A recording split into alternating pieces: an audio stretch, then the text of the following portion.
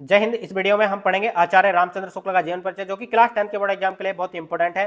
तो देखिए क्या है इनका जीवन परिचय।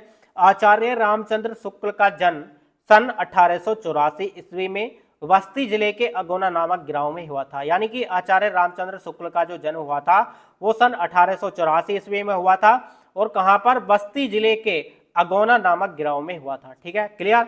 उसके बाद लिखेंगे इनके माता पिता का नाम।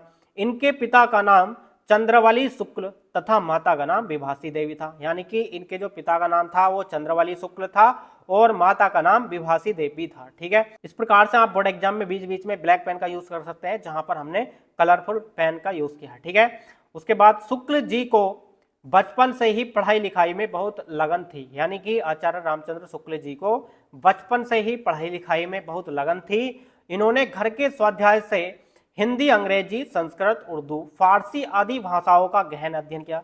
यानी कि इन्होंने घर के स्वाध्याय से ही, यानी कि घर पर रहकर ही इन्होंने हिंदी, अंग्रेजी, संस्कृत, उर्दू, फारसी आदि भाषाओं का गहन अध्ययन किया। यानी कि बहुत ही अच्छे तरीके से इन सभी भाषाओं का अध्ययन किया था। ये मिर्जापुर के मिशन स्कूल में चित्रकला के अध्यापक हो गए।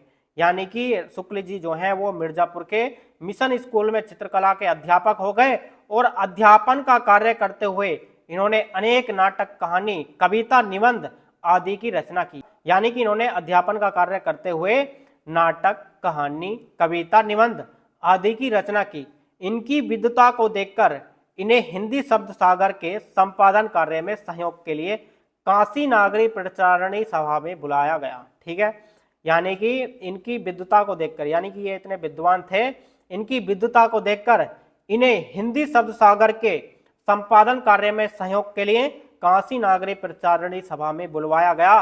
हिंदी विभाग के महान साहित्यकार की मृत्यु सन 1941 ईस्वी में हो गई। इस प्रकार से आप एंड कर सकते हैं। यानी कि जो इनकी मृत्यु हुई थी वो सन 1941 ईस्वी में हो गई। उसके बाद देखिए इनकी रचनाएं लिखनी है। यदि आपने अभी तक वीडियो को लाइक, शेयर, सब्सक्राइब नहीं किया तो कर देना।